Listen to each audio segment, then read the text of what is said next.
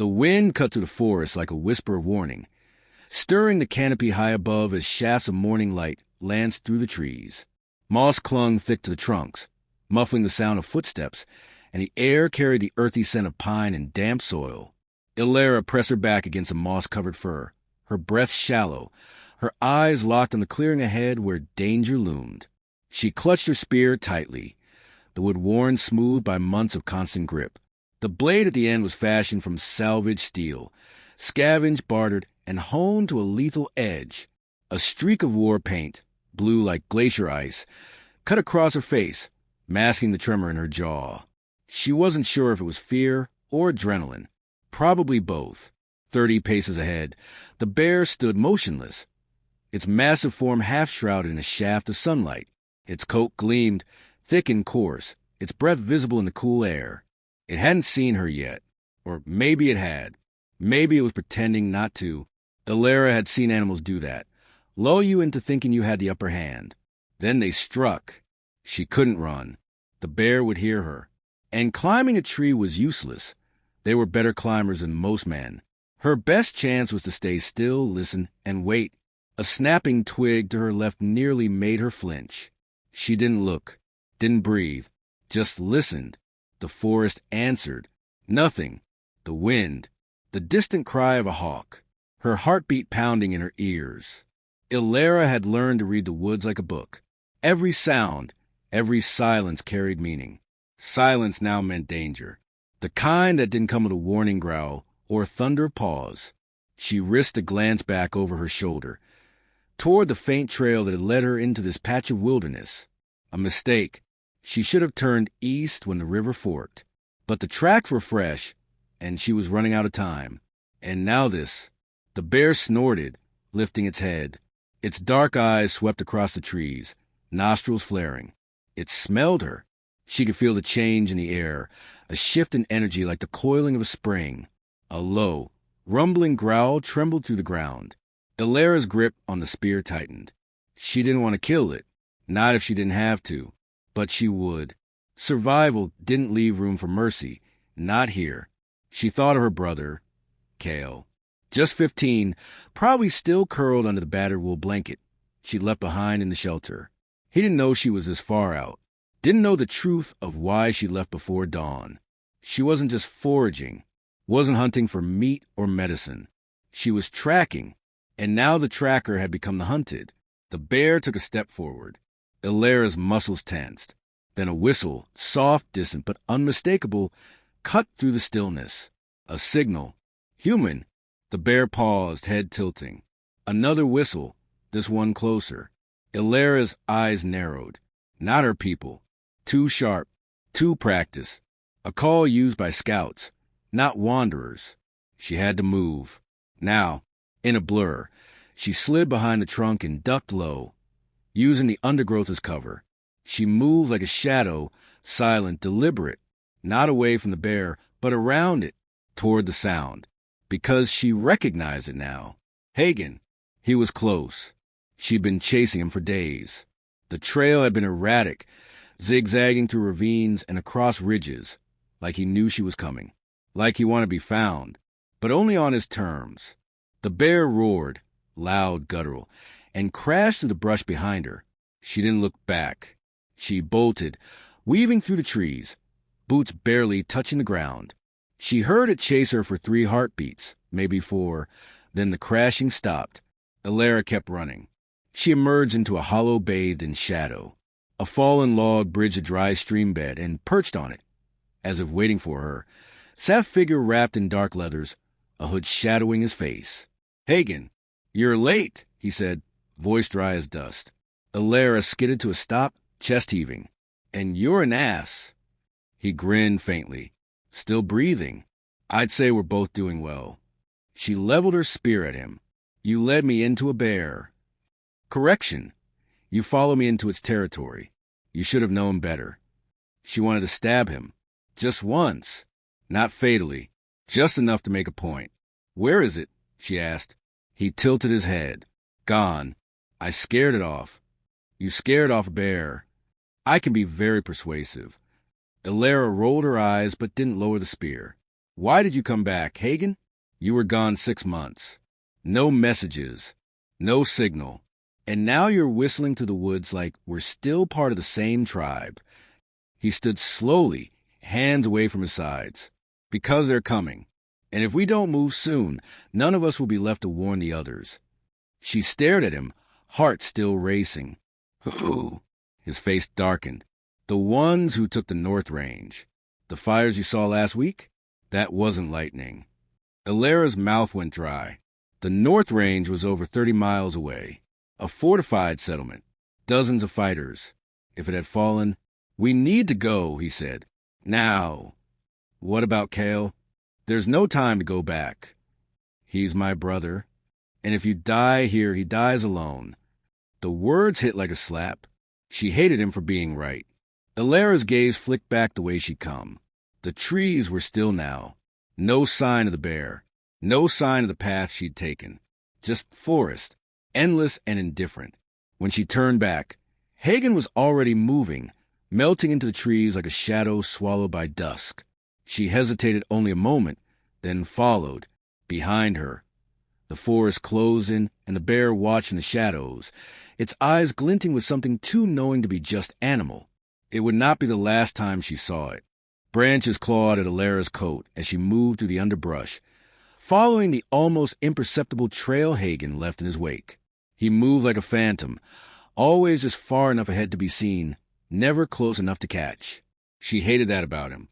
That skill, that mystery, that uncanny ability to disappear even when you were watching him. He hadn't changed. Still lean, still coiled like a spring, still carrying that strange quiet that made people uneasy.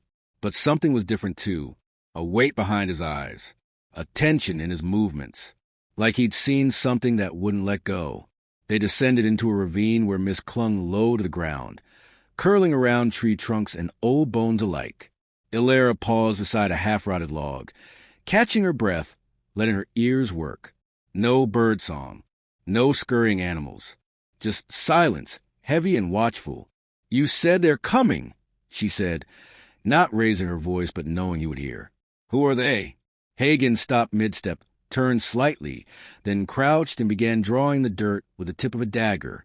Symbols, arrows, a crude map. Mercenaries, he said, but not like the ones we fought before. These aren't scavengers. They don't want territory. They don't take prisoners. Ilara crouched beside him, eyes scanning the symbols. What do they want? Destruction. Nothing left standing. Settlements, caches, seed vaults, all burned. The only reason they'd leave someone alive is to send a message. She stared at him. You saw them? He nodded once. Saw what they did to Grenslow. The bodies were arranged, like art, messages carved into skin. And they didn't even stay to watch it burn. A chill trickled down her spine. She'd heard rumors. Smoke on the wind. Whispers from travelers who vanished before they could finish their stories.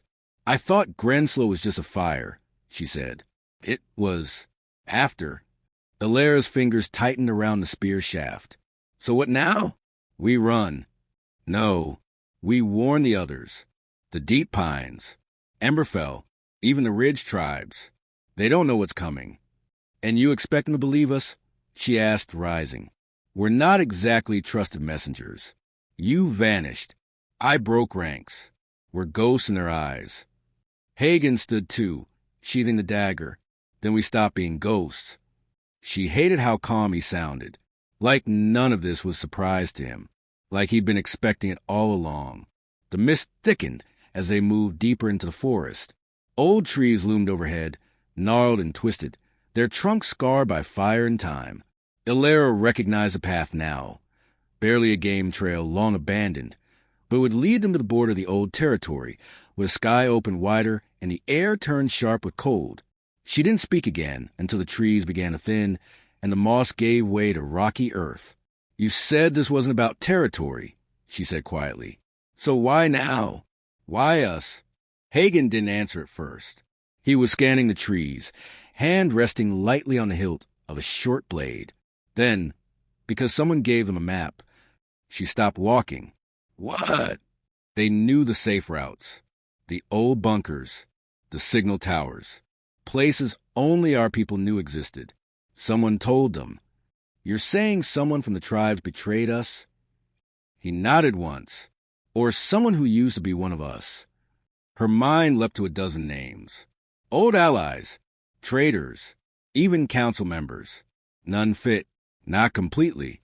Who? She demanded. I don't know, he said. Yet. They crested a ridge and looked down on a broad stretch of burned forest. Ash coated the ground. Charred trunks jutted like broken teeth in the earth. In the center of it all, smoke still curled from a blackened structure, an old relay tower. Ilara's heart twisted. She remembered this place. They'd camped here once, years ago. Lit fire and shared old stories. Back when they still believed in rebuilding. Now there was nothing left but ash. They're moving faster than I thought, Hagen muttered. How many days ahead? 2, maybe 3, if they keep to the roads. And if they don't? He looked at her, gaze steady. Then we have 1 day, maybe less. They climbed down into the ruin. The air still reeked of smoke and melted plastic. Ilara sifted through the debris until her fingers brushed against something half buried in ash. She pulled it free, a medallion, scorched but intact, bearing the emblem of the Emberfell Scouts. She showed it to Hagen.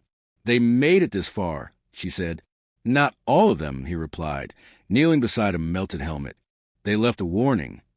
Carved into the rock near the tower's base were 3 words, deep and ragged. Run or burn.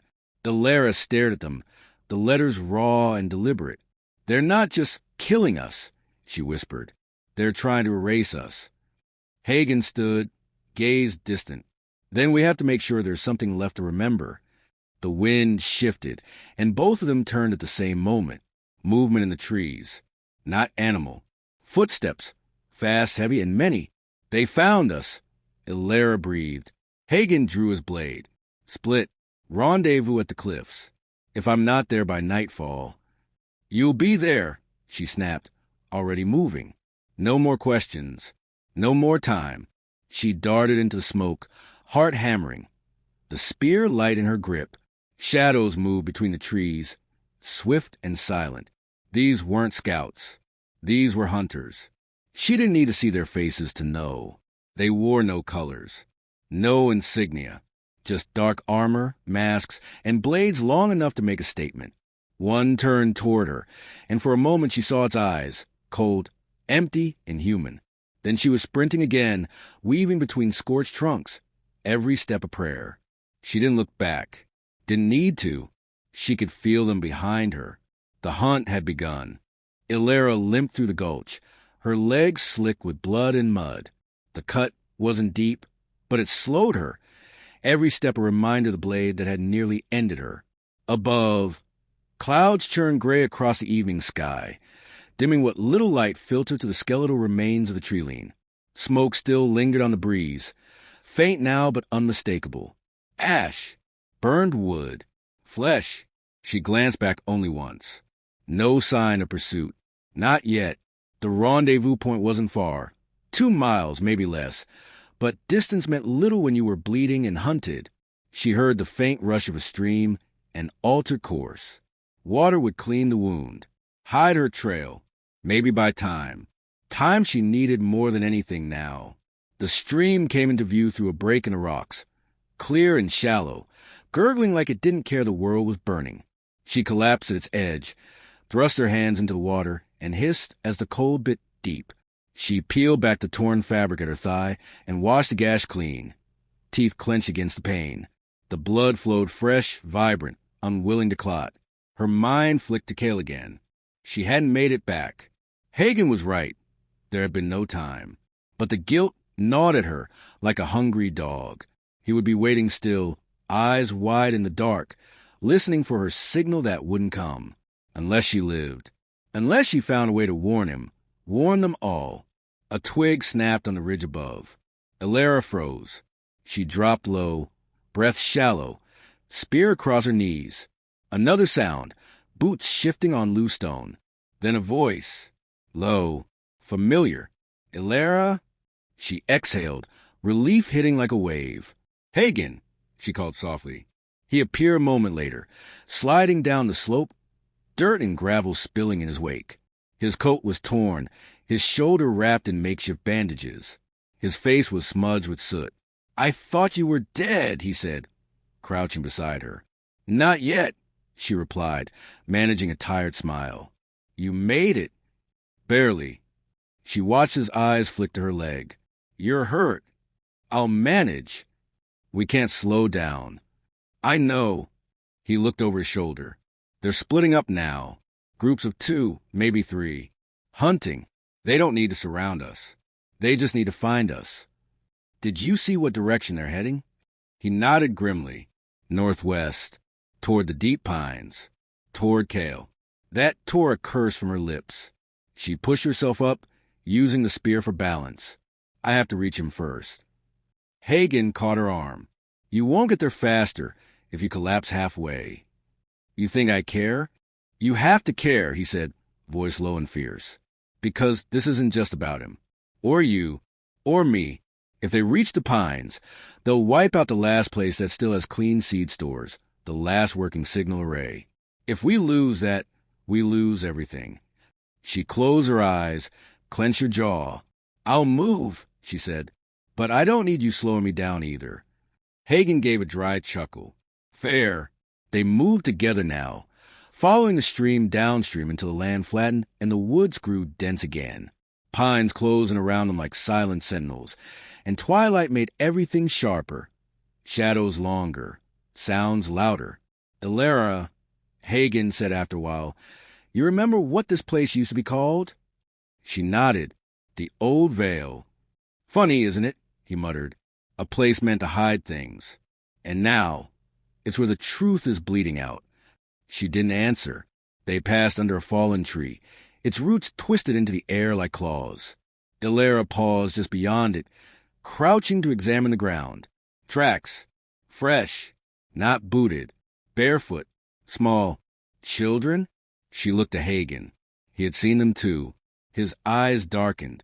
"Survivors," he said, "from Emberfell or the Ridge. They're scattering. Do we follow them?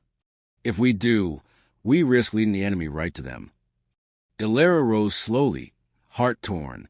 "We'll mark the trail," she decided. "Double back if we make it through the pass. They can't survive long out here." Hagen hesitated, then nodded. They moved faster now. Urgency replaced caution. The trail to the cliff pass was narrow, but once crossed, it would drop them within half a day's journey of the deep pines. They could make it, if they didn't stop, if they didn't falter. But faltering wasn't always a choice.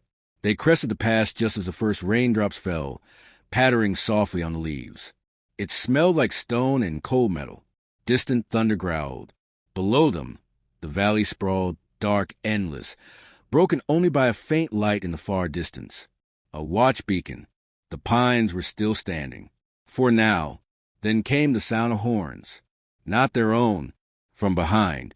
They turned as one. Shapes moved at the ridge. Black silhouettes, tall and still. The pursuers had closed the distance faster than expected. Too fast. "No time to go around," Hagen said. "We go through," Ilara answered. He didn't argue. They descended the switchback trail, boots sliding on wet stone. Arrows hissed from behind, thudding into trees. One struck a rock beside her, showering her with sparks and splinters. No signal. No allies. Just 2 fugitives racing against extinction. The forest at the base of the cliff was denser, older. Branches clawed at them, and the ground turned to muck, but it slowed their hunters too. Ilara knew these trees, had trained in them, hidden in their roots. If they had any advantage left, it was here. She pointed to a thicket ahead. "Cut through there. I know a shortcut." They plunged into it, branches snapping. The shortcut was barely a path, but it wound between rock shelves and shallow burrows, and it kept them out open ground. They broke through into a hollow and stopped dead. A figure stood at the center, arms outstretched, back turned. A child. Ilara stepped forward, heart in her throat. "Hey!" The child turned. Not a child. A trap. Too still. Too clean. Eyes empty. A decoy. She shouted, shoved Hagen sideways just as the ground erupted in smoke and sound. A flashbang, primitive but effective. Her ears rang, vision blurred. She staggered, blinking against the smoke. Figures moved in the haze. She slashed with her spear, felt it connect with flesh. A scream, another lunge, a blade nicked her arm. Hagen was beside her again, carving space with his knife, face grim. Then silence fell. The attackers retreated into the woods, vanishing like wraiths. Illyra dropped to her knees, chest heaving. "They're testing us now," Hagen said, wiping blood from his face, probing defenses, finding weaknesses. She nodded numb. "They'll hit the pines by dawn." She looked toward the light in the valley. "Then we make it there before they do," she said.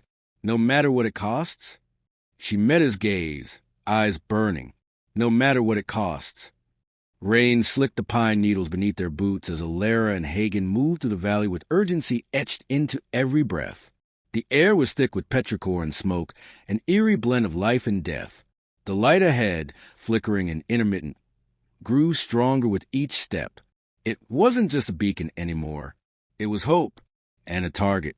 "The outpost still lit," Hagen said, his voice low and steady, though his eyes scanned constantly, missing nothing. "That means someone's alive."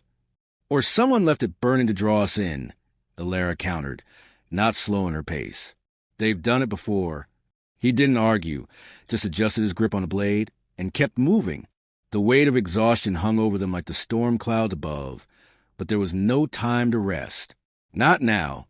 Not with the memory of the child decoys still fresh in their minds. Not with the enemy pressing from behind. They reached the first perimeter line at the edge of the pines, a series of half-buried iron spikes and twisted wire once meant to stop wild beasts, now barely visible beneath moss and rot. Illyra stepped over it cautiously, testing for traps. None sprang. Just the quiet hiss of rain on metal.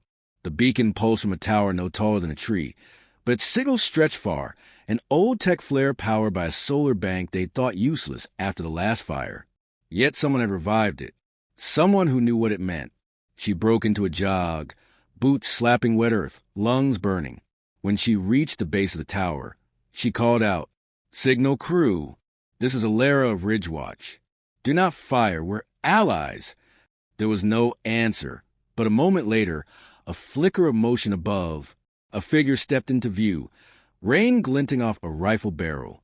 A girl, young, maybe 17, wrapped in patchwork leathers and a scarf made from salvage cloth. "You shouldn't be here," the girl called. "We could say the same," Illyra said, stepping into the light. "We came from Emberfell. Ridgewatch is gone. The burn lines are failing. They're moving fast."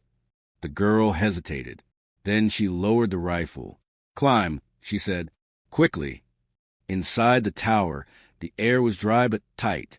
Supplies lined the walls, canned goods, maps, field radios in various states of disrepair. Hagen took position at the window, scanning the dark edge of the forest. The girl handed Illyra a cup of something hot, bitter but warm. "I'm Senna, signal runner, or what's left of one." "You're alone." She shook her head. "There are others. Deep Pine still holds, but barely. Most of the elders are gone.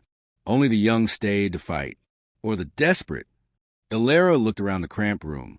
"Where's your relay?" "Shot out 2 nights ago," Senna said grimly. "They sent drones first. Quiet ones. Got half our tech before anyone knew they were even watching." Hagen turned. "They'll strike at dawn." "I know," Senna said, "but the council won't leave. They think the forest protects them. Think the old spirits still hold sway." "Do you?" Illyra asked. Senna hesitated. "Then I think spirits don't stop bullets." Illyra leaned forward, resting her forearms on her knees.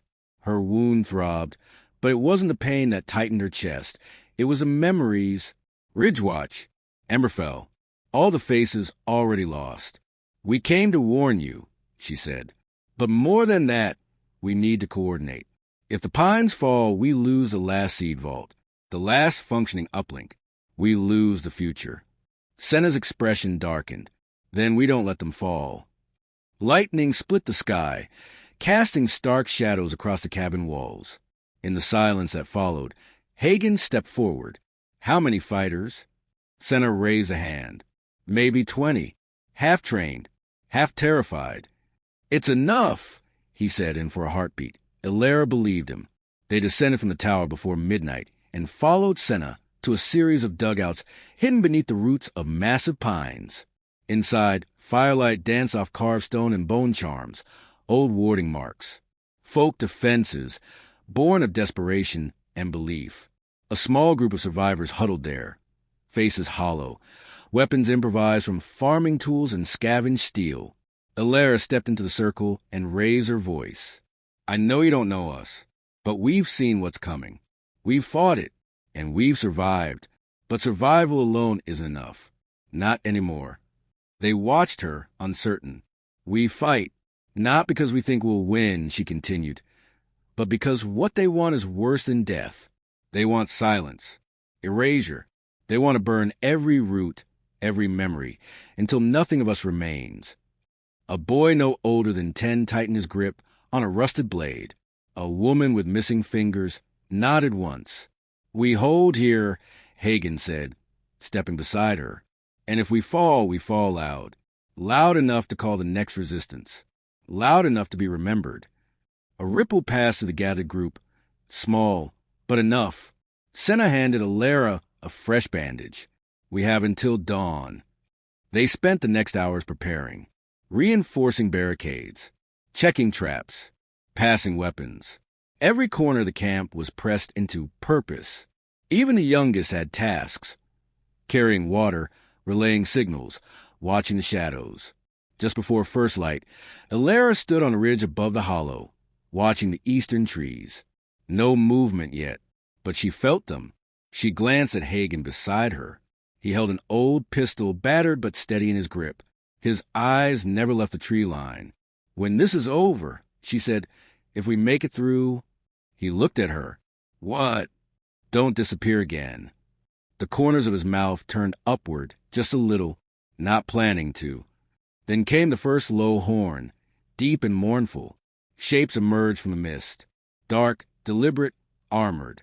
Not rushing, not charging. Confident. They think we'll scatter, Ilera muttered. Then let's surprise them, Hagen said. She raised her spear. The signal sent. The pines did not scatter. They roared.